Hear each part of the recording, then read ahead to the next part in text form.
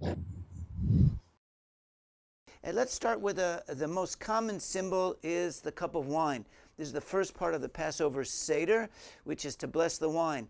In the order of the Passover Seder, you bless 4 cups of wine. Hallelujah. I remember as a child, it was the first time I drank 4 cups of wine, or 4 tasted, and I felt a little woozy as a little child. But anyway, here's something interesting when we talk about the spiritual meaning of it. I want you to notice with me in the description of Yeshua's last Passover supper with his disciples. In the Gospel of Luke, I want you to notice, here's a little quiz, how many cups of wine were there? In this description, we see 3 of them. Let's look at them together. We're in Luke 22, verse 17. It says, Hu lakach et hakos berech v'amar ku ota v'chalku beinichem. It says, and he took the cup of wine, blessed it, Baruch atah Adonai Eloheinu melech haolam, borei pri hagafen, and he gave it to his disciples, and he told them to pass it out. Now, this is not the cup where he's talking about his sacrifice and his blood. This is just the basic Jewish, what we call kadesh or kiddush, to sanctify the Passover. This is a cup of the Passover meal. So that was there, and he drank that with his disciples. Then they go through the whole Passover. He comes back, and then at the end of the Passover, let's look at this, verse 20. Ken gam takos achar ha'seuda ve'amar הכוס הזאת היא הברית החדשה בדמי הנשפך בעדכם.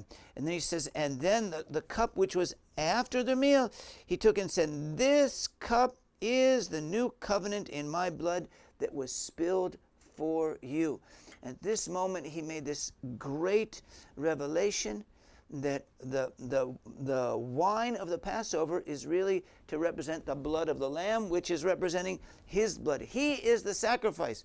It's not a lamb's blood. It's not a cup of wine. You can drink all the cups of wine you want. It's not going to sanctify you. And really, when you think about this, when in Judaism is the first time you ever had said that wine sanctifies you and wine is equal to blood to sanctify you, where is it? It's in the New Covenant. The New Covenant is the original place in Jewish literature that you find this.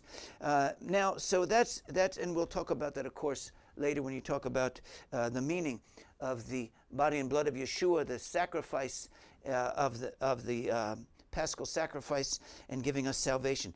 But then you may not have noticed that there's a third cup. Look now with me in verse 18, and he says, כי אומר אני לכם, מעתה שתו לא אשתה מפרי הגפן עד אשר תבוא מלכות האלוהים. And he says, and I say to you, from now on, I will certainly not drink of the fruit of the vine until the coming of the kingdom of God. I wonder if you ever thought about this. Yeshua said, there's another cup coming. That it's not in the Passover Seder now. It says he's going to drink it with us when he comes back. What is that saying? Is that the fullness of the Messianic kingdom is not here yet. He's going to come back.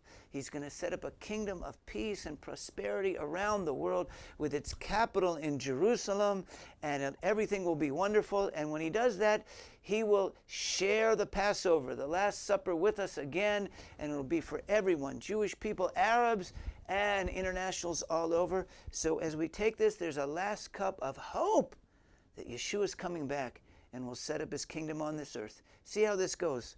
1 cup for the Passover, 1 cup for Yeshua's blood, and then 1 cup which we'll drink together with him in the kingdom of God when he returns. That's our hope.